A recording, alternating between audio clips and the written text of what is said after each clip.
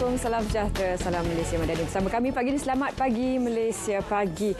Isnin 7 Ogos 2023. Kami harapkan anda terus bersama kami sehingga pukul 10 pagi nanti di saluran TV1 juga saluran berita ATM. Bersama saya pagi ini Zaliha Ismail dan juga sambungan kepada nama tersebut.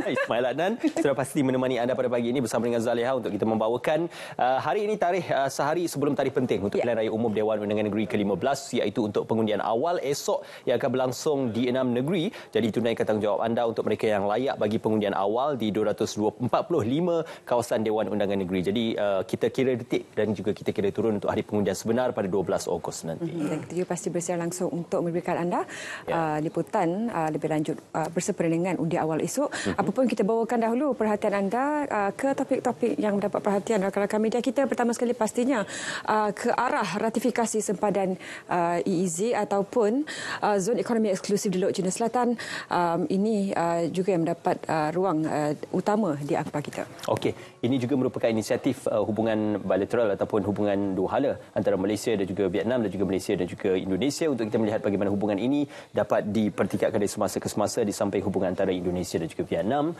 Selain daripada itu juga kita tertarik untuk membawakan pada pagi ini kenyataan yang diungkapkan oleh Yang Amat Berhormat Timbalan Perdana Menteri juga merangkap Menteri Perdagangan dan Komuniti Datuk Seri Fadilah Yusof yang menyatakan cadangan untuk menjadikan kelapa sebagai komoditi negara yang akan dipertimbangkan antara rasionalnya juga adalah untuk memastikan dan juga melihat kepada bagaimana ia boleh dijadikan sebagai satu sumber komoditi, kerana kita melihat kepelbagaian sumber yang dimiliki oleh negara kita dalam aspek komoditi ini perlu dipelbagaikan dan juga diberikan suatu titik permulaan untuk memberi sumbangan kepada ekonomi. Jadi diharapkan agar pertimbangan dan juga cadangan itu akan dapat disesuaikan mengikut kepada komposisi dan juga keadaan pertanian dan juga peladangan semasa. Jadi ini merupakan perkabaran gembira kalau sekiranya kelapa dijadikan sebagai salah satu daripada entiti komoditi negara untuk diperdagangkan keluar negara melalui usaha sama dengan pihak-pihak berwajib dan juga the stakeholder ataupun pihak pemegang utara. Dan ekosistem persekitaran memang sesuai di negara kita untuk tanaman kelapa.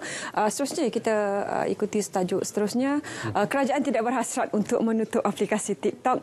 Ini berikutan kerisauan diutarakan sekiranya aplikasi ini ditutup oleh pihak kerajaan untuk menular maklumat-maklumat yang tidak bertanggungjawab. Tapi apapun sebenarnya yang telah diberikan keterangan oleh Yang Berhormat Menteri, sekiranya ada akaun ataupun kandungan yang melanggar garis undang-undang, ianya boleh diambil tindakan melalui platform dan bukan kerajaan.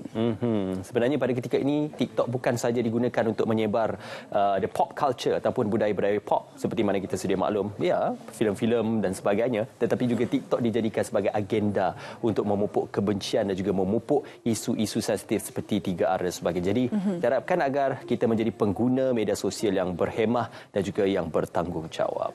Dan seterusnya, kalau tadi kita bercakap tentang barangkali potensi untuk menjadikan kelapa sebagai komoditi, kini beralih pula kepada isu penjualan minyak masak subsidi secara dalam talian. KKD sedia berbincang dengan Kementerian Perdagangan Dalam Negeri dan Kos Sara Hidup untuk barangkali mendalami perbincangan tentang penjualan minyak masak paket bersubsidi ini dalam talian di platform media sosial.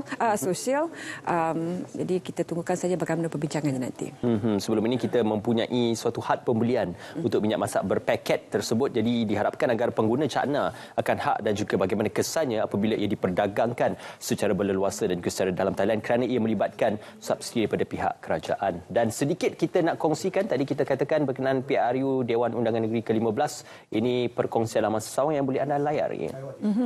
Boleh terus ke pilihanraya.rtm.gov.my /mengikut negeri-negeri yang bertanding, dan apapun kita juga terus akan membawakan maklumat yang terkini untuk anda dari masa ke semasa bersempena dengan Pilihan Raya Negeri ini. Kita banyak yang menarik ingin kami kongsikan. Sebelum kita berhenti seketika, saya ingin tanyakan kepada semua, premis dan kediaman rumah masing-masing telah dihias bersempena bulan kemerdekaan atau belum? Okey, kibarkan jalur gemilang, dan kempen untuk mengibarkan jalur gemilang ini juga merupakan salah satu daripada tuntutan negara kita menyemarakkan bulan kebangsaan. InsyaAllah. Kita nak berehat seketika. Kembali selepas ini dalam Selamat Pagi Malaysia.